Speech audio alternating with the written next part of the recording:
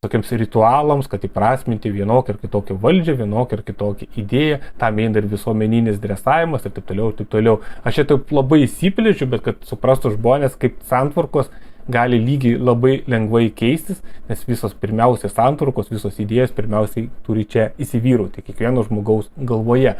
Jeigu žmogus įsivaizduoja, kad jis realiai galėtų gyventi kitaip ir jis pradeda daryti tam tikrus judesius, tai va čia irgi svarbus momentas, neužtenka vien tik tai galvoti, reikia ir tam tikrų kelių veikti, tu gali pakeisti bet kokias santvarkas į bet kurią kryptį. Nes kiekviena santvarka yra pirmiausiai žmonių sąmonės ir veiklos produktas. Ar tai būtų monarchizmas, ar tai būtų kapitalizmas, ar tai būtų socializmas, ar tai būtų komunizmas, apie kurį dar nekalbėjau, visos santvarkos jos funkcionuos taip, kaip žmonės norės, kad jos funkcionuotų ir dalinai kiek leistų gamybinis įsivystymas. O dabartinis gamybinis įsivystymas laisvai leistų pereiti prie socializmo ir komunizmo ar dar kažko. Ir dar prieš artimiausius 5, 10, 20 metų visi tie kur išradimai, kurie jau dabar matos, kokia eina kryptis, mes galime pereiti prie visuomenės, kur būtų 2 valandų darbo diena, kuo puikiausiai visi visko būtų aprūpinti.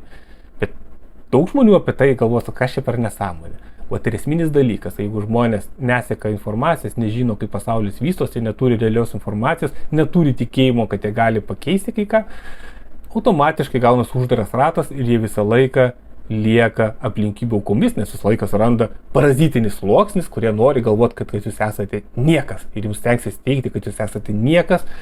Ir esminis dalykas tam pasipriešinti reiškia pradėti mokytis, pradėti gilintis, pradėti galvoti kitą kryptimį, negu mūsų perša galvoti. Tai socializmas iš esmės yra apverstas kapitalizmas, tai yra tiesiog kitais pagrindais veikiantis kapitalizmas, tai yra, reiškia, tu eini taip pat į darbą, kaip visą laiką eini, tu eini kažką gamini, tu ten kažką parduodi galbūt, ar aptarnavimo srityje dirbi, bet esminis dalykas tai, kad tau nėra konkretaus viršininko, yra kolektyvas, kurie patys sprendžia, kaip jie dirbs, kiek jie dirbs, kur tos uždirbtus pinigus išleisti ir taip toliau. Aš manau, kad nereikėtų, tarkim, prie socializmo daryti kažkokius valstybinių įmonių, turi būti kiek įmanoma daugiau kooperatyvų, artelių, galbūt dirbančių savęs, bet pats principas, kad remiasi žmonės dirba savo kolektyvuose ir nėra išnaudojimo, jie patys sprendžia, kaip jie dirbs. Tai reiškia, panaikini išnaudojimą, mokai žmonės, kaip valdyti savo darbovietės, kaip valdyti savo bendruomenės, kaip valdyti savo valstybę, nes valstybė tampa jie. Ir automatiškai tu eini prie visuomenės, kurie nunyksta klasės, nes kapitalizme yra klasės, yra tai kapitalistai, ten buržujai, kurie sėdi ir minta mažuma, ir dauguma tų paprastų dirbančių žmonių, kurie gyvena į savo darbą fizinio arba protinio. Kapitalizme šitas santykis naikinasi. Kam reikalingas tas kapitalizmas, tai yra pereinamasis laikotarpis, kad naikintųsi tie vadinamieji klasiniai skirtumai ir tiesiog neliktų tenais nei pono, nei tarno, kaip yra dabartinėje visuomenėje, bet liktų tiesiog laisvai dirbantis žmonės. Nei ponai, nei tarnai. Nei man reikia tarnų, nei aš pas noriu kažkam tarnauti. Tai tokia visuomenė gauti tikra laisva visuomenė. Tai, o teoriškai, kas gaunasi pagal visus principus? Komunizmas. Komunizmas iš esmės toks dalykas, kai komunistinė valstybė iš vis neturėtų egzistuoti, nes komunizmas yra tada, kai valstybės nebėra, nes jos nereikia. Kam reikalinga valstybė, jeigu visi žmonės patys savo savivaldos tvarkosi, tai kaip jiems reikalinga. Jiems nereikalingas kažkoks vadovas, kuris leistų įstatymus. Jie patys pagal savo bendrą nustatytą tvarką, kolektyviškai, ten tardamiesi tarp skirtingų bendruomenių, nusistato tas bendras taisyklės, kokios jiems yra patogesnės, laisvesnės, kaip geriau gyventi. Jie patys susprendžia, kad galbūt mums reikia surinkti daugiau pinigų, nors pasidarysim tikrus mokesčius ir už tos surinktus pinigus mes kažką įsirengsim, kažką padarysime. Jiems nereikės išlaikyti valdininkų minios, nes kam? Nebent yra atskirų specialistų, kurie dirba tam tikras valandų kiekį, kažkokį darbą, kurio negali dirbti kiti, arba dar šiuo metu negali, bet artimiausiu metu išmoks. Tau nebereikia kažkokių politikų išlaikyti, tau nereikia išlaikyti kažkokios kariuomenės, kažkokios struktūrų. Čia, aišku, tolimesnėme etape, kai jau perini prie komunizmo, o komunizmas gali būti tik vienu atveju, kai būtų pasaulinis. Nes jeigu pasaulyje lieka kažkokios kapitalistinės valstybės, jos automatiškai būtų agresorės prieš tą naujos santvarkos visuomenės. Nes tai būtų užkrečiantis ir blogas pavyzdys jų visuomenėms, nes ir jų vietos dirbantys žmonės, normalūs žmonės irgi norėtų gyventi kitoje visuomenėje. Be abejo, prieš tą socialistinės visuomenės eitų propaganda numatyta ir be abejo eitų visokios blokados, visokios intervencijos, karai, provokacijos ir taip toliau. Čia, kai būdavo sakoma, kodėl Tarybų sąjunga ten skirdavo kažkiek tų lėšų tom valstybėm, Afrikos valstybėm, kurios pasiskeldavo, kad yra socialistinės. Aš manau, kad Tarybų sąjunga darė taip per silpnai. Ji turėjo daugiau skirti lėšų, daugiau skirti karinės pagalbos, kad būtent tą socializmą išplėstų. Tai yra problema pereiti prie socializmo vienoje šalyje, nes tu neatsilaikysi, net ir būdamas tokios apimties kaip Tarybų sąjunga, tu vis tiek nesilaikysi. Irgi to pačiu keliu ėjo Kuba, kuri irgi savo šalyje išvijo amerikonų banditus, pasiėmė tą jų tenais išvoktą kapitalą ir jis tapo valstybinis, visuomeninis ir kas gavosi. Tada tą salą be abejo amerikonai bandė daug kartų, ne daug kartų, bet vieną kartą bandė įsiveržti, toliau Fidelį Castrą daugiau negu 600 kartų bandė nužudyti. Nuo 60 iki pačių dienų galioja sankcijos įvairiausios Kubai ir Kuba be abejo yra izoliuota sala. O vien dėl to, kad jinai savo šalyje nusprendė tvarkytis tai, kaip jinai nori. Ir kad vietos gyventojai nusprendė pasukti kitų kelių. Tai netinka kitam kaimynui, kuris vadovaus kitais pagrindais, kad reikia visus kitus plėšti ir išnaudoti. Ir be abejo, jiems ten esantis plantacijų laukai arba gražus paplūdimiai Kuboje vis dar sapnuojasi ir jie norėtų jos turėti. Tai lygiai taip pat būtų su kita šalimi, kuri irgi eitų kažkokias kitokias visuomenės, ne kapitalistinės visuomenės. Be abejo, ten irgi eitų agresija iš tų kapitalistinių šalių, todėl, kad ir kaip man patiktų tas kariuomenės paleidimas ir visiškas atsisakymas nuo militarizmo, socializmo epochoje tu nelabai link to gali nueiti, nes socializmas yra pereinamoji stadija, tau reikia plėsti savo sąjungininkų gretas, tai reiškia socialistinės idėjos turi plysti po visą pasaulį. Štai dėl to, kodėl kiti žmonės nesuprasdavo, kodėl va čia savo šalyje daryk tą socializmą ir tu nesikiš, kas kitur vyksta. Tai yra laikinas dalykas, jeigu visos idėjos, kurios nesiplečia, jis pradeda stagnuoti ir jos visos miršta. Lygiai taip pat matėm su socializmo byrėjimą, nes jis nustojo plėstis. Kai tu nustoji plėstis, tai reiškia, tu netinki žemės, tu netinki įtakos, tai reiškia, netinki palaikymo, o tavo priešininkas tuo metu stiprėja, o kadangi tavo idėjas kardinaliai priešingos, tai tas susidūrimas anksčiau ir vėliau įvyksta. Arba kažkuris žlunga iš vidaus, kai šiuo atveju matėme Tarybų sąjungos lemtį. Ir tada visur vėl grįžta tas pats kapitalizmas, vėl tarptautiniai banditai siautėja tavo žemėse, vėl vagia tavo tą turtą, kurie tuometiniai socialistai bent jau pristabdė tą vagimą ir saugo gyventojų skaičių. Ką mes dabar matėm irgi Lietuvoje, tenais gyventojų skaičius augo nuosekliai iki 90 metų, o po 90 metų viskas pradėjo važiuoti žemyn.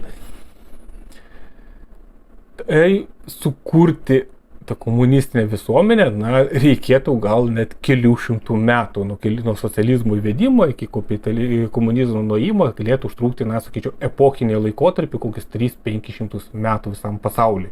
Nes tai būtų ilgas laikotarpis, nebent įvyktų kažkokie labai kardinalūs, kažkokie išradimai, visuomeniniai sukrėtimai, kurie priverstų žmonės visiškai kitaip žiūrėti. Aš galbūt netgi manau, kad tikrai tas dirbtinis intelekto plėtra, tie humanoidai, jie gali dviem keliais nuvesti. Vienas, kaip ir minėjau, kelias, mes pereitume tikrai prie kažkokio savotiško socializmo, komunizmo, arba pereitume prie kažkokio specifinio vergovinio kapitalizmo, dar durnesnio iš tikrųjų. Čia labai kritiškai svarbu, kaip žmonės į tos pokyčius reaguos. Jeigu jie išmoks valdyti technologijas, išmoks valdyti tas humanoidus, išmoks valdyti tą patį dirbtinį intelektą ir jie taps nepakeičiami kaip darbuotojai patys, nes vis tiek žmonių reikės aptarnavimo personale, jie galės laužti visas tas visuomenės ant kardinalių pokyčių. Jeigu visuomenė bus įsižiojusi ir tos technologijas mokės valdyti tik tie, kuriems šita santvarka yra labai puikiai ir gera, tai gausis tik taip, kad čia tos nereikalingų žmonės, kurie nieko nesigaudo, reikės kažkaip, gal kažkokias pašalpėlės sumokėti ir sugrūsti, arba galbūt per laiką siekti, kad kiekis mažėtų, kad jie čia nezirstų, nereikalautų kažko ir taip toliau. Tai čia dabartinis laikotarpis, 10-20 metų laikotarpis, aš manau, kad yra kritinis. Dėl to aš visas tas idėjas, tiek aš, tiek Kostas, tiek dar keli mūsų kolegos nuolat ir keliam apie tą socializmą, komunizmą, nes tai yra gerai paruošta teorinė bazė, nori suprasti dabartinę santvarką ir link ko jinai vystosi. Ir tie, kurie ginčijasi, aš dažnu atveju matau, kad jie nifiga nesusipažinę su teorija, nes jeigu tu žmogus susipažintų su teorija, jis naudotų visai kitas savokas ir bandytų mane rimčiau užginčyti, bet jie neužginčia rimčiau, jie tiesiog plūduriuoja kažkokiam paviršiuje. Профи менен акчага отуруу бул пайдалуу. Профи мыкты алмашуу курсун сунуштайт. Ir nieko nėra kito. Nes dabar egzistuoja visuomenė, kuri yra klasinė visuomenė ir norint tą pakeistą klasinę visuomenę, tu turi imti tokią teoriją, kuri nuosekliai to veda. Nes kiek aš klausiu visokių opozicionierių, kurie siūlo kažkokias ateities vizijas, atkreipkime dėmesio, kad jie nieko konkretaus negali pasiūlyti. Vienintelis išvadas pereiti prie kažkokio normalumo, grįžti prie senesnių, geresnių laikų ir kažkas tokio abstraktaus. Tu negali grįžti atgal. Visuomenė dabar kardinaliai keičiasi, stipriai. Pastarosius 10-metį visuomenė keičiasi ir keisis dar labiau. Ir tu nuo tų permainų niekur tu nedingsi. Tiesiog pasaulis juda tam tikrą technologinę kryptimi. Tu arba pagauni tą visą judesį kažkur, pagauni tą bangą, randi, užaugini naują visuomenę, naujus žmonės, kurie turėtų kurti naują santvarką ir judi į priekį, arba tu atsilieki beviltiškai ir tampi auka ir tada tampi nereikalinga biomasė. Tam, kad taip nebūtų, tam tai reikia studijuoti aiškę teoriją, kuri dar nuo 19-20 amžiaus daugumą dalykų, kurie vyksta dabar, pakankamai gerai prognozavo ir gerai žino dabartinės santvarkos prigimtį. Bet dauguma žmonių nenori gilintis, jie nori plaukti pasroviui. Tai tada kyla klausimas, į ką mes turime orientuotis. Ar mes turime orientuotis į daugumą, ar turime orientuotis į mažumą. Dauguma eksiminių tų visų marksistų klasikus laiko orientuodavosi į masę. Masė tam tikrų momentų tikrai yra labai svarbi, nes masė gali apsiginkluoti ir eiti, daryti revoliuciją, daryti protestus, daryti streikus, boikotus ir tai yra svarbus ginklas žmonių masė, susivienijų žmonių masė. Bet lygiai taip pat masė gali skandinti žemyn. Ir jeigu tu nori žiūrėsi į masę, kuri dar nepasiruošusi permainom, reiškia, tu eisi žemyn, nes masė galvoja pagal dabartinį vykstantį procesą ir jie plūduriuoja dabartiniuose mituose. Todėl esminis dabar dalykas yra orientuotis ne į masę, orientuotis į žmonės, kurie nori mokytis, kurie nori eiti į priekį, kurie nori keisti visuomenę, o pirmiausiai keisti save. Nes tu jeigu nesugebėsi keisti save, tai kaip tu gali keisti visuomenę, kaip tu gali keisti aplinką, jeigu esi toks pat. Jeigu gyveni senuose mituose, jeigu tu gyveni senajam pasaulyje, nors visas pasaulis kardinaliai keičiasi. Tai reiškia, tie žmonės, kurie turi sukurti tikrąją poziciją, pirmiausia turi išmokti kovoti su savim, prieš save ir įveikti save ir sukurti save kitokį, geresnį, tobulesnį, kaip sakoma, rytoj būk geresnis negu esi šiandien, tik tada tokiu atveju tu gali mokytis ir judėti į priekį. Ir ar tu pavadinsi tą naują santvarką socializmu ar komunizmu ar dar kažkaip, iš esmės didelio skirtumo nėra. Čia tas sąvokos naudojamas tam, kad būtų galima tiesiog susišnekėti. Faktas, kad visai kitaip tas santvarkos turėtų atrodyti, nes yra visai kitos visuomenės, visai kitos techninės galimybės. Prieš 100 metų tikrai buvo techninės galimybės sudėtingos labai, visuomenės skurdžios, neraštingos, trūko visko iš esmės. Dėl to žmonės skurdo. O dabar yra visuomenės pakankamai daug to turto sukaupusios, tik tas turtas, be abejo, suėjo į siauras ratelius, o kiti, jie tokie, vidutiniokai arba balansuoja ties skurdo riba. Bet jeigu užauginam žmonės, kurie sugeba perimti iniciatyvą, mes skurdą ir išnaudojimą praktiškai galim panaikinti, jau tą galėjom panaikinti prieš kokį 10 metų. Dar po 10 metų bus dar didesnės galimybės visą tai panaikinti. Tiesiog tai reikia norėti, tiesiog reikia studijuoti, reikia judėti į priekį. Galbūt čia chaotiškai labai visą tai pasakojau, bet be abejo visą tai prie visos tos temos bus galima periodiškai vis grįžti, nes tiesiog iš esmės kito kelio nėra. Nes ką siūlo visi kiti? Nieko. Tiesiog verkime ir dejuokime.